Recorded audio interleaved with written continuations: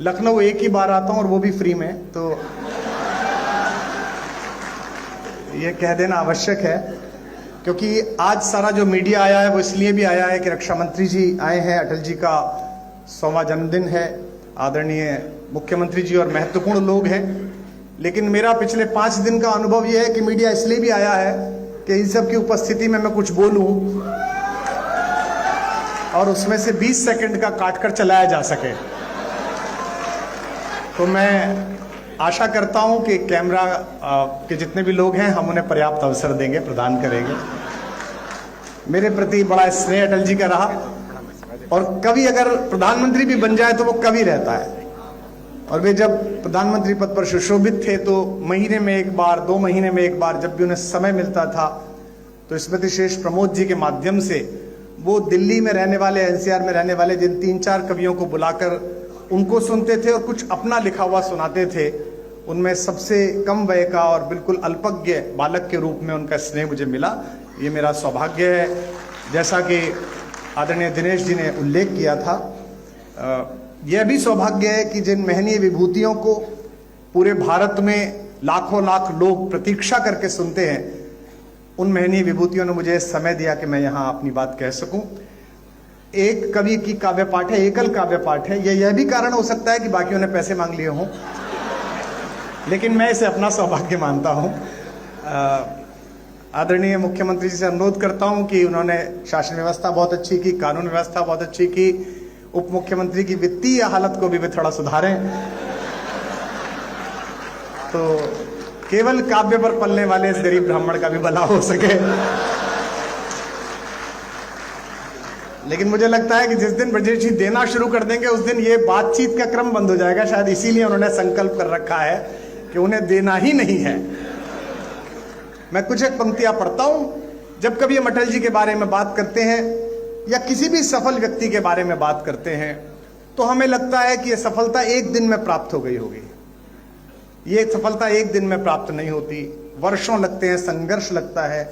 और समूह और सामने बैठे हुए लोग अक्सर सफलता के सितारे देखते हैं, असफलता का एकात्म रुदन कोई नहीं देखता।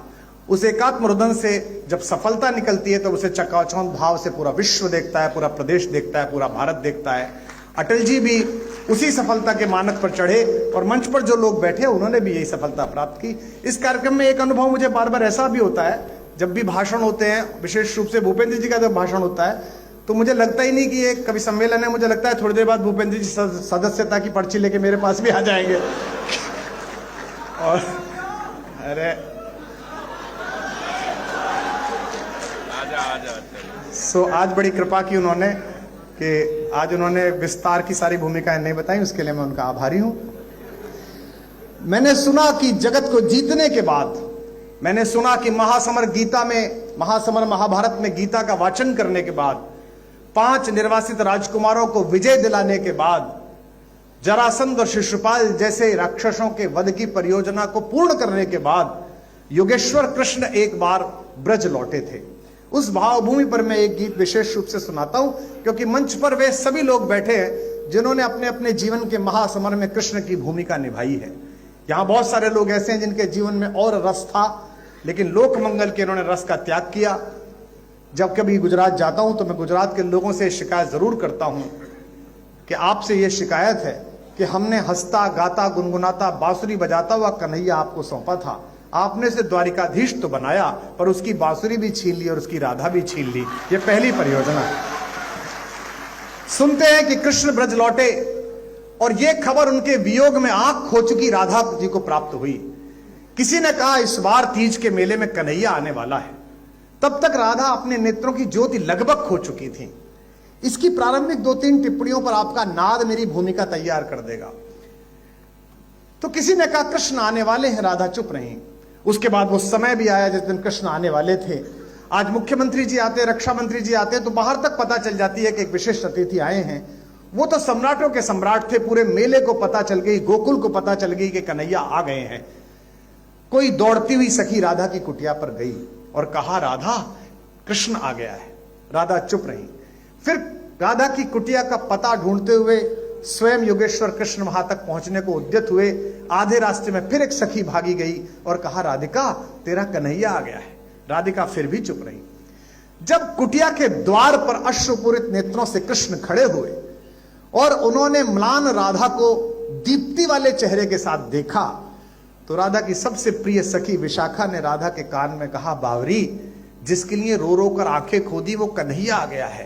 राधा ने जो उत्तर दिया वो मेरे गीत की भूमिका है, आपकी ध्वनि बताएगी कि आपको भूमिका कैसी लगी। कहा कि कन्हैया आ गया है। राधा ने कहा, जगत भर आया है, जब बाह भर आ जाएगा तो मान लूं कि क्या आ गया है। ये सभी सफल लोग अपने शयन कक्षों तक जगत भर पहुंचते हैं, बाह भर नहीं पहुंचते।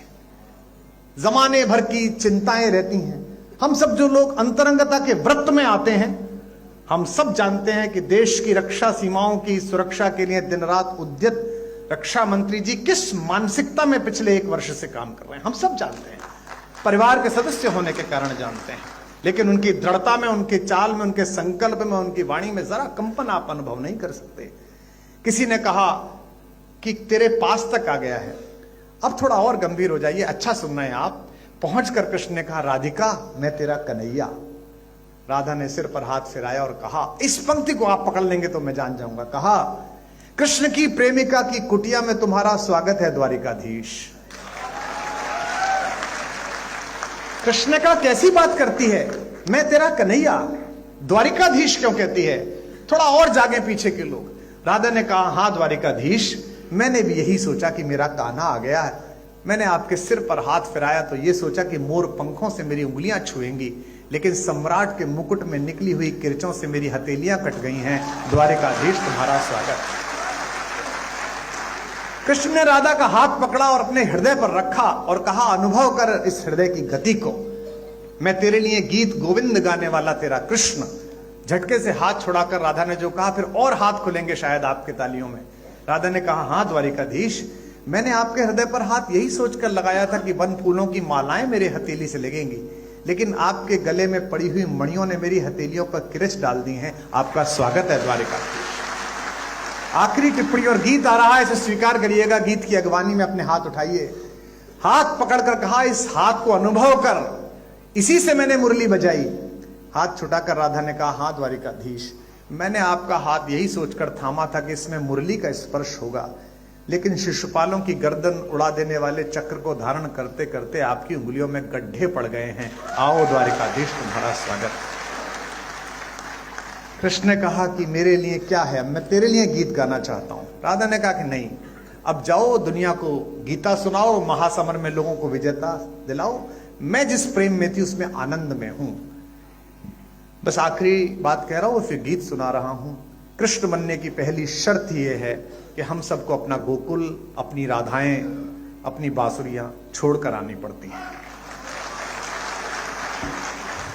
पहली बार ये गीत शायद हिंदी में या किसी भाषा में हुआ है। कुछ लोग रो रहे हैं, जिनकी आंखों में आंसू हैं। लोग मुझसे अक्सर पूछते हैं कि आपको सरकारी सम्मान नहीं मिले। पिछली सरकारें तो दे भी नहीं सकती थी, उनकी तो भारतीय यश की दूसरों के लिए ही थी। लेकिन मैं ये मानता हूं कि इतने महनीय श्रोता सुने और इतने महनीय श्रोता रो पड़े, ये किसी भी बड़े सम्मान से कम बात नहीं है। इसके लिए आभार करते हैं। सुनिएगा, गीत सुनाता हूं कि कृष्ण क्या कह रहे हैं। आप सब भी गुनगुनाइए और गाइए। मंच का विशेष आशीर्वाद स्नेह चाहता हूं, सुनिएगा। कृष्ण ने राधा से कहा कि मथुरा छूटी छूटी द्वारिका। बस थोड़ा आनंद के साथ सुनिएगा। मैं जानता हूं कि कुछ उत्साही आप सब लोग भी हैं, लेकिन इस समय महफिल कैसी है, सामने लोग कौन है? महफिल का शहसवार फकत नाखुदा नहीं, महफिल में बैठने का सलीका भी चाहिए। तो मथुरा छूटी, आप सब जानते हैं कि जब खुले मैदान में कोई अखाड़ा होता है तो मेरी भाषा क्या होती है, लेकिन यहां वे लोग बैठे हैं जो मानक लोग हैं, जिनका मैं बहुत आदर करता हूं और जिनका मेरे प्रति अहेतुक स्नेह है। उन सब के प्रति मैं जानता हूं आदरणीय मुख्यमंत्री जी का, आदरणीय रक्षा मंत्री जी का और मंच पर बैठे तमाम महनीय लोगों का मेरे प्रति बड़ा प्रेम है। उस प्रेम को हाजिर नाजिर जान के पढ़ रहा हूं कि मथुरा छूटी छूटी द्वारिका, इंद्रप्रस्थ ठुकराऊं। वहां कर सकते हैं, वही पेमेंट है आज। आप सब भी। अब मंच से अनुरोध करूंगा कि आप लोग जरूर वहां कर दें, जो कि पार्टी का कार्यकर्ता पहले नेता की तरफ देखता है कि नेता कर रहा है कि नहीं कर रहा है। कि मथुरा छूटी, सरकार में बहुत होता है, हमने भी दुर्भाग्य से एक बार चलाई थी।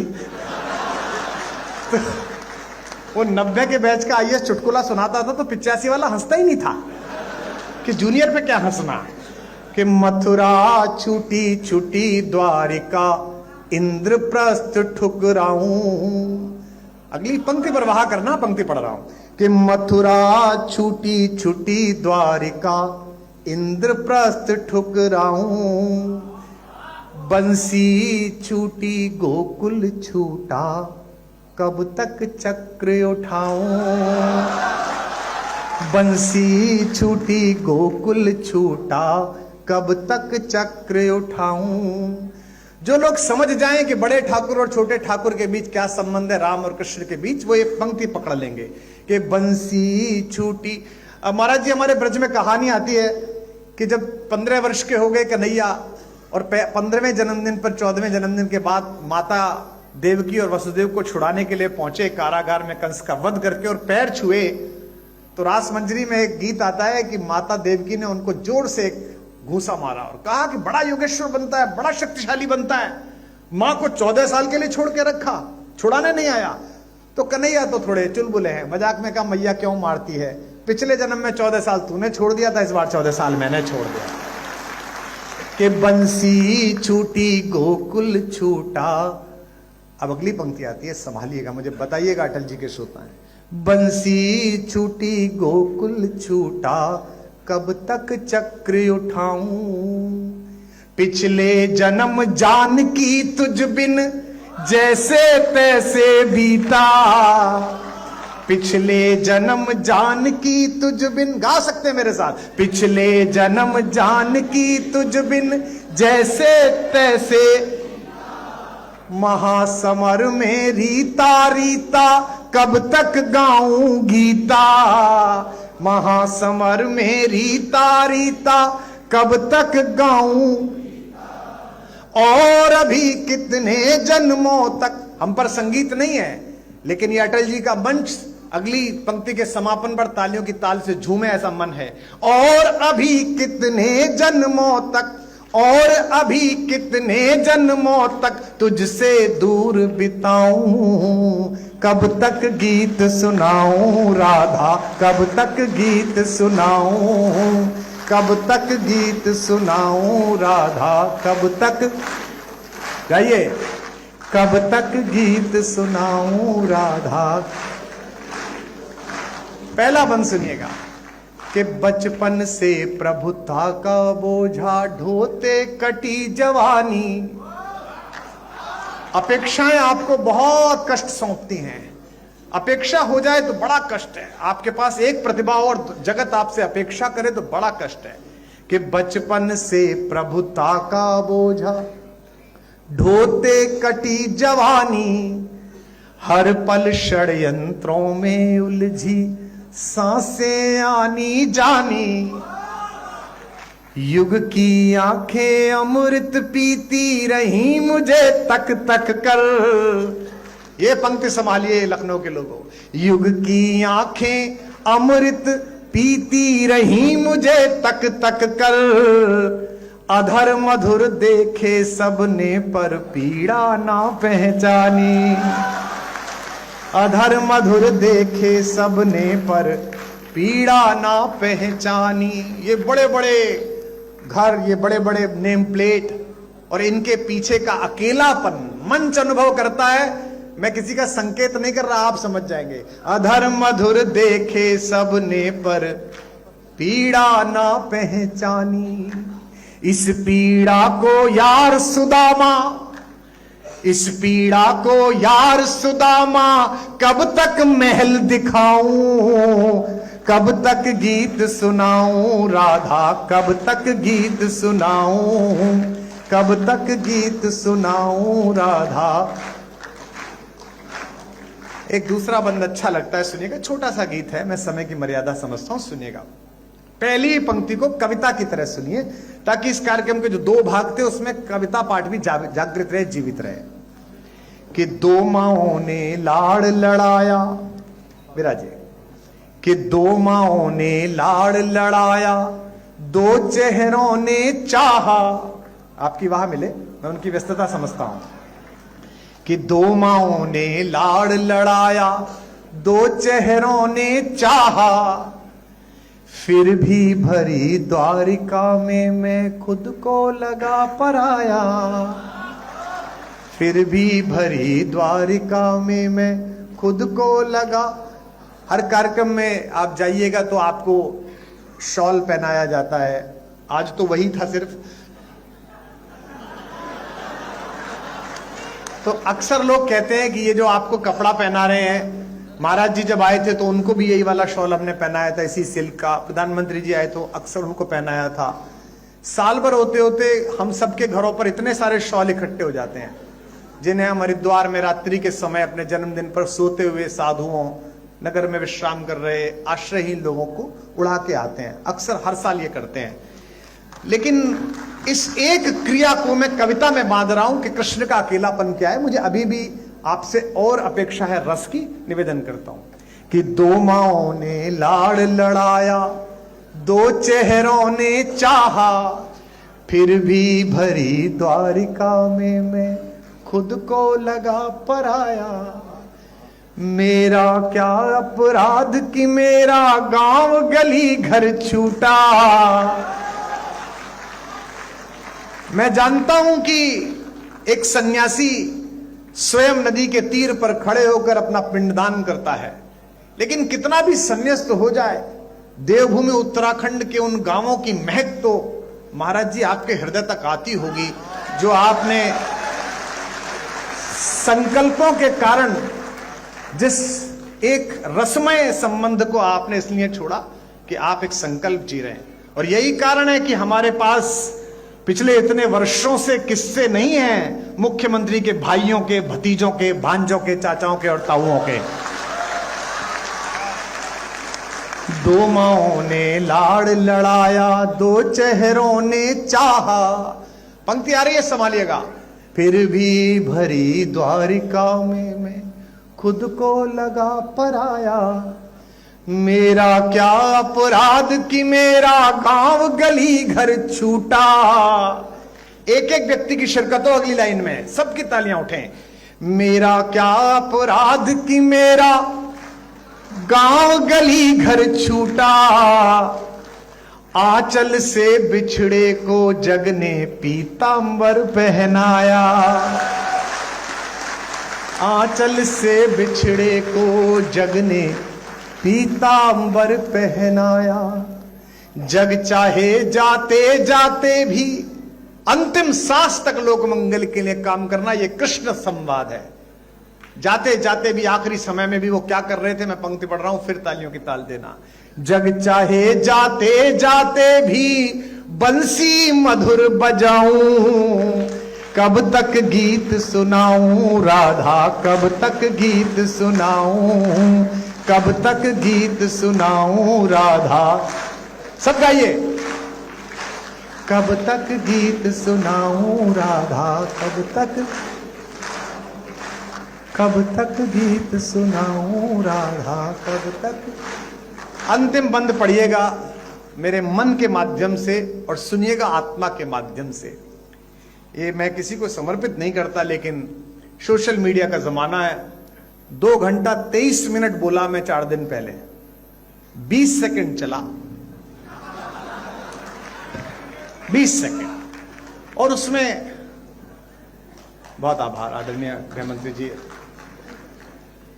2 घंटा 23 मिनट में 20 सेकंड। एक जरा सी बात होती है और पूरा विश्व लेकर उड़ जाता है। एक छोटा सा मुझे स्मरण आ गया, आदरणीय मुख्यमंत्री जी, आदरणीय रक्षा मंत्री जी। मेरे को आदत है फेसबुक ट्विटर पे लिखने के बाद 5 बिंदी लगा देने की। तो मैं एक बार बंबई जा रहा था तो मैंने एक वाक्य लिखा, 5 बिंदी लगाई, फिर सोचा यही वाक्य कॉपी करके ट्विटर पे लगा देता हूं। लेकिन वो कॉपी की जगह कट हो गया और तब तक वो व्योमबाला घूरने लगी, एयर होस्टेस, कि बंद करिए मोबाइल। तो मैं अच्छे नागरिक की तरह बंद करके बैठ गया। अब 2 घंटे बाद उतरा तो घटना यह कि 5 बिंदु चुपके हुए, कुछ नहीं लिखा हुआ है। और आनंद तो लेंगे कि नीचे 2000 कमेंट। यही तो विद्वान आदमी की पहचान है।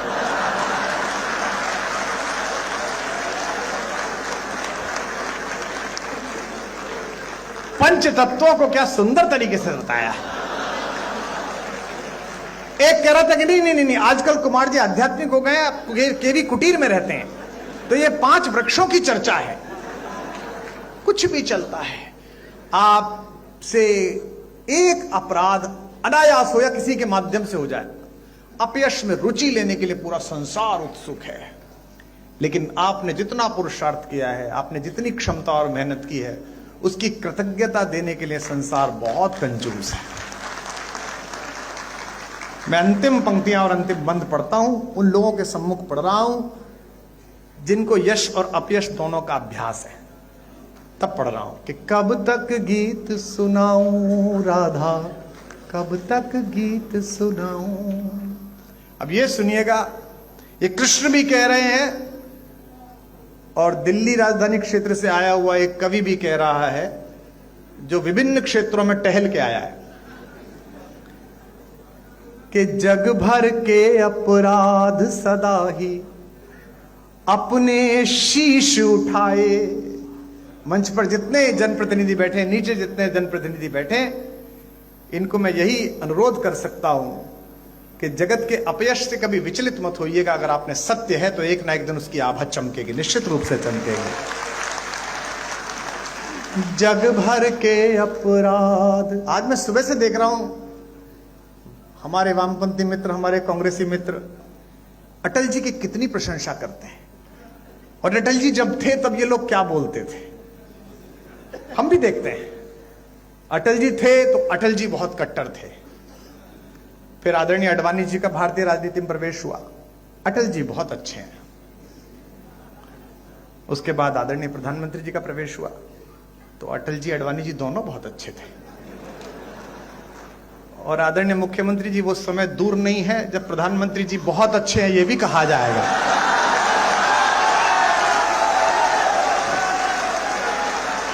जग भर के अपराध सदा ही।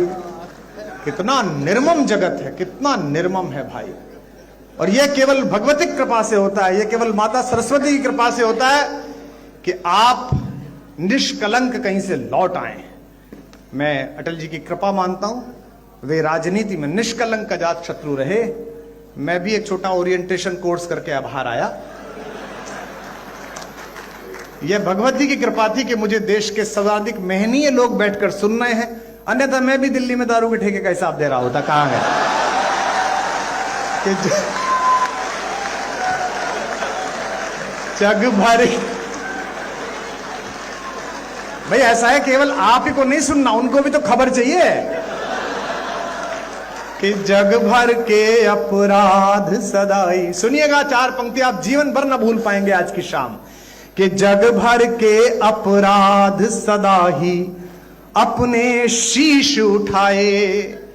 हम 10वीं में थे रक्षा मंत्री जी, इस बात से कुंठित रहते थे कि दिन रात मेहनत करने के बाद भी हमारे भी उतने नंबर आते थे जितने नकल करने वालों के आते थे। आपके आने के बाद हमारे प्रोफेसर पिताजी ने कहा, जो संघ के स्वयंसेवक है, इस बार लगा दे घुटने, अब के आ गया राजनाथ सिंह, नकल पे हो गई है नकेल, या तो तू जीतेगा या वो जीतेंगे। और हम सौभाग्यशाली है कि उस बार हमने अपना जिला टॉप करा, जो कि हमने सच्चाई से पढ़ाई की थी। कि जग भर के अपराध सदा ही अपने शीश उठाए। गाना इसको, और अगली पंक्ति पर महोत्सव कर देना। जग भर के अपराध सदा ही अपने शीश उठाए। जब तक तैयार नहीं हो जाओगे तब तक दूसरी लाइन नहीं दूंगा मैं। जग भर के अपराध सदा ही अपने शीश उठाए। रस का माखन सबने चाखा, चोर हम ही कहलाए।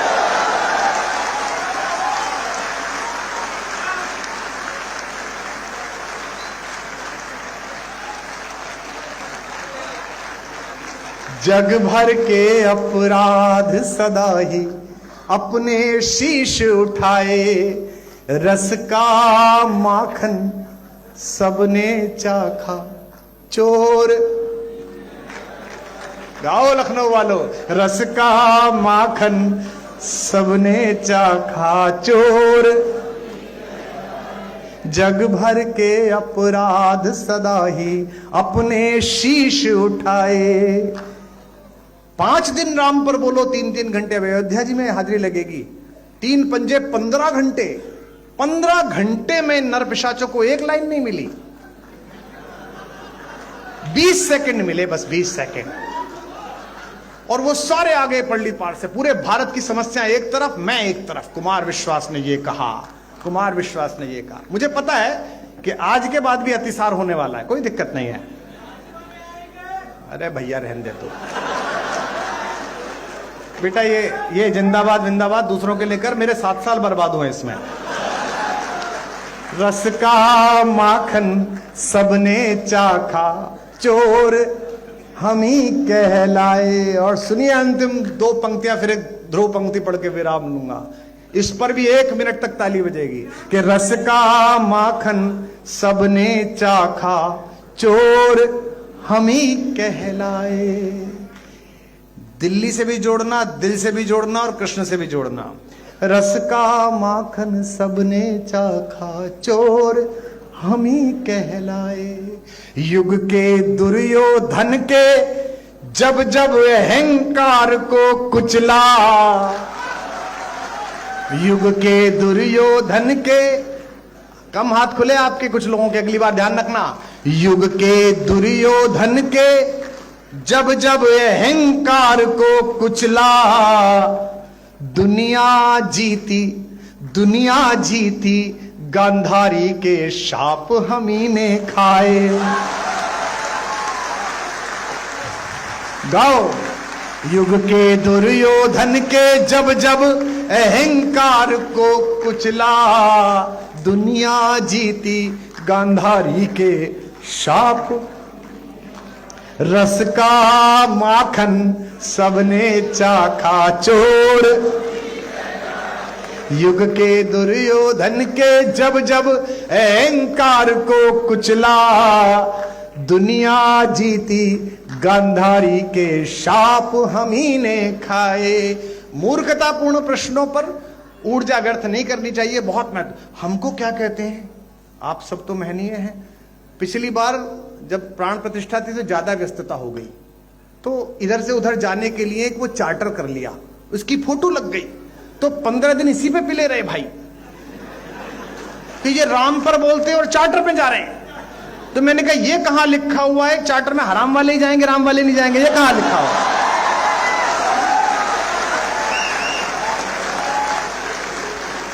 रस का माखन, अब छाती कूटो या माथा कूटो, भारत के सांस्कृतिक पुनर्जागरण का वर्ष तय हो गया है। अगले 100 वर्ष हिंदुस्तान को कोई नहीं रोक सकता।